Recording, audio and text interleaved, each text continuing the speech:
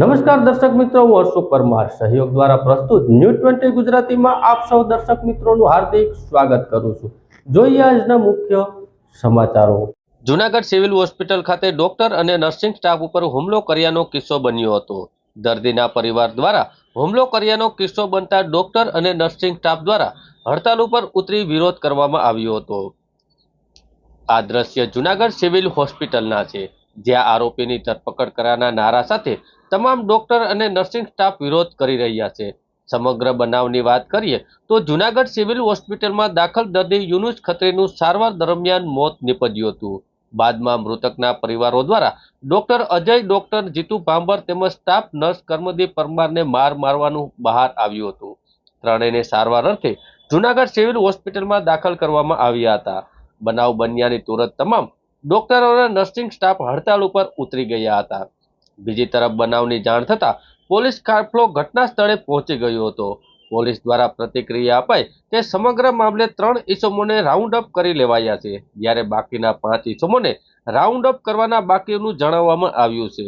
Police દ્વારા સત્વરે આ બાબતે જવાબદાર સામે કાયદેસરની કાર્યવાહીની ખાતરી આપવામાં આવી છે, જે અંતર્ગત અન્ય દર્દીઓને સારવાર અડચણ ન ઊભી થાય તે બાબતને ધ્યાને લઈ હડતાળ સમેટી લેવામાં આવી છે। બાદમાં ઓપીડી સહિતના તમામ સારવાર પર રાબેતા મુજબ શરૂ કરવામાં આવી છે। મહત્વનું છે કે જૂનાગઢ સિવિલ હોસ્પિટલ ન માત્ર જૂનાગઢ જિલ્લાની પરંતુ સમગ્ર સોરઠ પંથકની સૌથી મોટી હોસ્પિટલ છે, જ્યાં રોજ મોટી સંખ્યામાં દર્દીઓ સારવાર માટે આવતા હોય છે। હુમલો કરનાર વિરુદ્ધ કાર્યવાહીની ખાતરી પોલીસે આપતા હડતાળ સમેટાઈ ગઈ છે। દર્દીના પરિવારો દ્વારા ડોક્ટરને મારતા કરાઈ હતી હડતાલ। ડોક્ટર અજય, ડોક્ટર જીતુ તેમજ સ્ટાફ નર્સ કર્મદીપ પરમારને મારવાનો આક્ષેપ કરવામાં આવ્યો હતો। દર્દીનું મોત થતાં પરિવારજનો દ્વારા મારવામાં આવ્યો હતો। હોસ્પિટલના પટાંગણમાં આમ વિરોધ કરવામાં આવ્યો હતો અને હોસ્પિટલના તમામ ડોક્ટર અને જૂનાગઢ જીએમઈઆરએસના અભ્યાસ કરતા વિદ્યાર્થીઓ પણ હડતાલ ઉપર ઉતરી ગયા હતા। સૂત્રો કરી વિરોધ કરવામાં આવ્યો હતો અને પોલીસ દ્વારા 3 ઇસમોને રાઉન્ડ અપ કરવામાં આવ્યા છે। આજરોજ જૂનાગઢ સિવિલ ખાતે સવારે 2 વાગ્યા જેવું દર્દીના સગા દ્વારા નર્સિંગ સ્ટાફ તથા ડોક્ટરને ઢોરમાર મારવામાં આવ્યો તથા તેને જાનથી મારી નાખવાની ધમકી આપવામાં આવી તથા તેની કિડનેપ કરવાની પણ કોશિશ કરવામાં આવી। આ ઘટનાની જાણ થતાં પોલીસે આવીને એફઆઈઆર તો નોંધી લીધી છે, પરંતુ આવા બનાવો ક્યાં સુધી બનતા રહેશે? તો અમારા લોકોની એક જ માંગ છે કે આવા ભયમુક્ત માહોલની અંદર કામ કરવું ખૂબ જ મુશ્કેલ છે, તો વહેલી તકે દવાખાનાની અંદર પોલીસ ચોકી પ્રોવાઈડ કરવામાં આવે તથા પોલીસ રેગ્યુલર અહીંયા પીસીઆર વાન દ્વારા ચેકિંગ માટે આવે। બાકી જીવ બચાવવાનો જીવ કોણ બચાવશે? અને આવી જ ઘટના ભૂતકાળમાં પણ બનેલી છે, પરંતુ વારંવાર પોલીસ દ્વારા અમને કહેવામાં આવે છે, પરંતુ એક્શન લેવામાં કોઈ જ આવતી નથી। તો અમારી એક જ માંગણી છે કે જીવ બચાવનારને પ્રોટેક્શન આપવામાં આવે તથા અમને પૂરતી મદદ કરવામાં આવે। આજે જૂનાગઢ જીએમઈઆરએસ હોસ્પિટલમાં રાત્રિના 2 વાગે સારવાર દરમિયાન ડોક્ટર્સને અને નર્સિંગ સ્ટાફને ઢોર મારવામાં આવ્યો છે અને સાથે જાનથી મારી નાખવાની ધમકી પણ આપેલ છે, જેને અનુસંધાને જૂનાગઢ હોસ્પિટલના તમામ ડોક્ટર, તમામ નર્સિંગ સ્ટાફ આજે અહીંયા હડતાલ ઉપર છે અને પોલીસ પાસે એક જ માંગ લઈને છે કે આ જે કાંઈ બનાવ બન્યો છે એમાં જે કાંઈ માર્યા છે એ લોકોને પકડવામાં આવે અને અવારનવાર આ હોસ્પિટલની અંદર આવા બનાવ બને છે। 30/7/2022 ના રોજ પણ આવો બનાવ બનેલ હતો, જેની અમે એસપી સાહેબને રજૂઆત કરેલી હતી કે જૂનાગઢ હોસ્પિટલની અંદર એક પોલીસ ચોકી હોવી જોઈએ, પણ હજી સુધી પોલીસ ચોકી બનેલ નથી। આવું નવું ચાલશે તો ડોક્ટર અને નર્સિંગ સ્ટાફ પોતાની ફરજ કેવી રીતે બજાવી શકશે?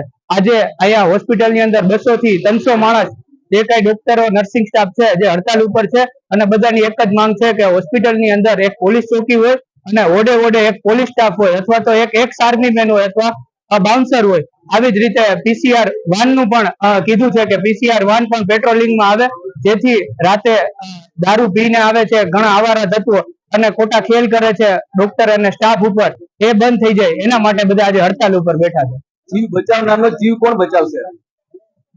ગઈ રાત્રિના રોજ સિવિલ હોસ્પિટલમાં ડોક્ટર અને નર્સિંગ સ્ટાફ પર જે હુમલો થયેલો, દર્દીનું મરણ થતાં તેના સગાઓએ છે આ ડૉક્ટર ઉપર આક્ષેપો કરી અને હુમલો કરેલો, જે બાબતે એ ડિવિઝન પોલીસ સ્ટેશનમાં જે ગુનો દાખલ કરવામાં આવેલો છે અને આ ગુનામાં કુલ 8 અજાણ્યા શખ્સો વિરુદ્ધ ફરિયાદ કરવામાં આવતા જે પૈકી સીસીટીવીના આધારે કુલ છે હાલ 3 આરોપીઓ રાઉન્ડ અપ કરવામાં આવેલા છે અને અન્ય આરોપીઓની શોધખોળ માટે પોલીસની ટીમો કાર્યરત છે અને સાથે સાથે છે આમના વિરુદ્ધ છે કડકમાં કડક કાર્યવાહી થાય તે માટે આ પોલીસ મહેનત કરી રહી છે।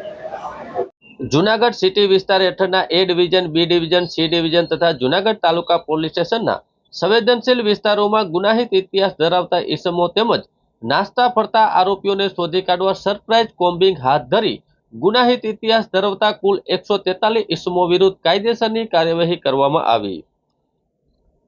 જુનાગઢ શહેર તથા ગ્રામ્ય વિસ્તારમાં પોલીસ અધિક્ષક હર્ષદ મહેતા સાહેબના નેતૃત્વમાં જુનાગઢ ડિવિઝનના નાયબ પોલીસ અધિક્ષક હિતેશ ધાંધલિયા સાહેબ, પોલીસ નાયબ અધિકારી નિકિતા સિરોયા તથા ક્રાઇમ બ્રાન્ચ જુનાગઢના પોલીસ ઇન્સ્પેક્ટર જે પટેલ તથા SOG શાખાના પોલીસ ઇન્સ્પેક્ટર PK ચાવડા તથા A ડિવિઝન પોલીસ સ્ટેશનના પોલીસ ઇન્સ્પેક્ટર વિજય સાવત તથા B ડિવિઝન પોલીસ સ્ટેશનના HP ગઢવી તથા C ડિવિઝન પોલીસ સ્ટેશનના RP વણજારા પોલીસ સ્ટાફ મળી કુલ 278 પોલીસ અધિકારી કર્મચારીઓની અલગ અલગ 18 ટીમો પાડી હેલ્મેટ સાથે પંચેશ્વર, દાતા રોડ, કડિયાવાડ, પ્રદીપ ખાડિયા, દોલતપરા, સુગના ચોક, જમાલવાડી, ભારત મિલનો ઢોરો, ધરાનગર, હર્ષદનગર, ખામધ્રો રોડ, રાયજીનગર, ગાંધીગ્રામ, ધરમવેડા વિસ્તારમાંથી સંયુક્ત રીતે અસામાજિક ઇસમો વિરુદ્ધ ઘોષ બોલાવવા તેમજ તેઓને અસામાજિક પ્રવૃત્તિ ઉપર સંપૂર્ણપણે અંકુશ લાવવાના હેતુથી કોમ્બિંગ કામગીરી હાથ ધરવામાં આવી હતી. જે કામગીરી દરમિયાન હસ્તગત કરેલા ઇસમો કાયદાકીય જોગવાઈ મુજબ કામગીરી કરવામાં આવી હતી. આ સાથે કુલ 4 ટીમો પેટ્રોલિંગ અને સુપરવાઇઝિંગ માટે રાખવામાં આવી હતી. આ કોમ્બિંગ દરમિયાન જાહેર જગ્યાઓ પર નંબર પ્લેટ વગરની મળી આવેલી વ્હીલ પોલીસ દ્વારા ડિટેન કરવામાં આવી છે અને બિન જામીન લાયક વોરંટના આરોપી તેમજ કેટલાક વિસ્તારોમાં કોમ્બિંગ દરમિયાન પોલીસ દ્વારા અલગ અલગ વિસ્તારોમાંથી પ્રોહિબિશનની પ્રવૃત્તિ કરતા ઇસમોને પ્રોહિબિશનના મુદ્દામાલ સાથે પકડી પાડી પ્રોહિબિશન ધારા હેઠળ કાયદેસર કરવામાં આવ્યા હતા. આ ઉપરાંત જાહેરમાં પ્રતિબંધિત હથિયાર અંગેના કેસો શોધી કાઢવામાં આવેલા હતા, જે ટોટલ મળી 143 જેટલા કેસો કરવામાં આવેલા હતા.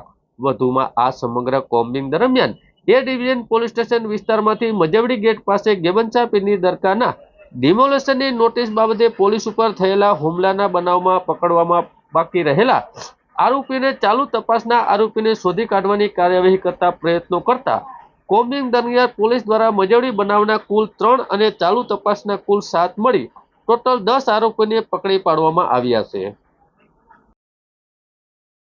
જુનાગઢ શહેરમાં આવેલું કરીમાબાદ સોસાયટીમાં ઇસ્માઇલી સેવિક ઇન્ડિયા દ્વારા ભારતના 78મા સ્વતંત્ર દિવસ નિમિત્તે ધ્વજવંદનના કાર્યક્રમ બાદ રક્ત કેમ્પનું આયોજન કરવામાં આવ્યું. જુનાગઢ શહેરમાં આવેલ કરીમાબાદ સોસાયટીમાં ઇસ્માઇલી સિવિક ઇન્ડિયા દ્વારા 15મી ઓગસ્ટના 78મા સ્વતંત્ર દિવસ નિમિત્તે જુનાગઢ ખાતે ધ્વજવંદન બાદ open for all safety precaution સાથે રક્તદાન કેમ્પનું આયોજન કરવામાં આવ્યું હતું.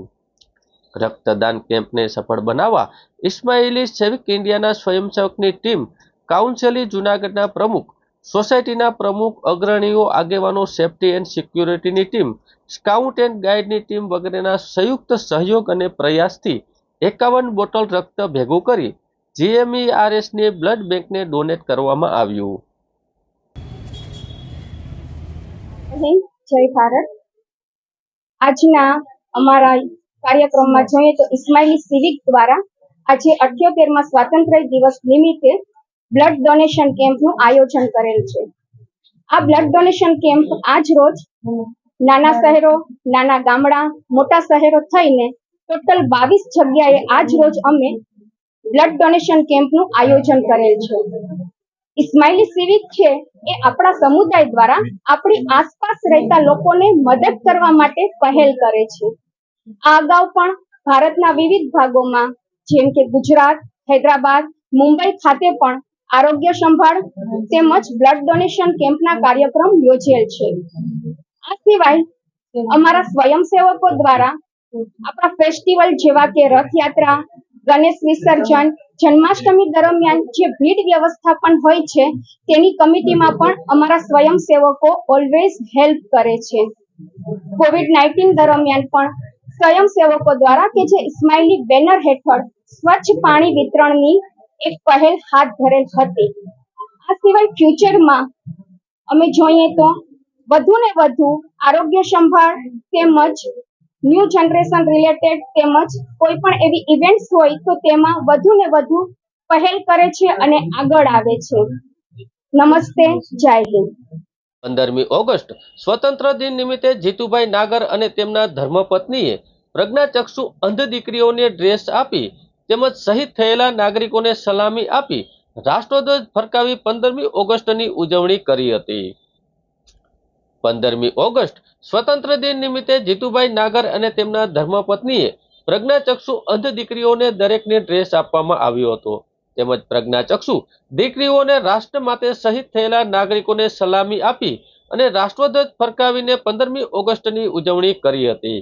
આ તકે મનસુખભાઈ વાજા, બટુકબાપુ, શાંતાબેન, મુકેશગીરી તેમજ વઘાસિયા પ્રવીણ, મેઘનાથી અલ્પેશ પરમાર, પ્રવીણભાઈ જોશી, કમલેશભાઈ પંડ્યા, ચંપકલાલ જેઠવાન, મનોજભાઈ કમલેશભાઈને ટાંકે જહેમત ઉઠાવીને કાર્યક્રમને સફળ બનાવ્યો હતો.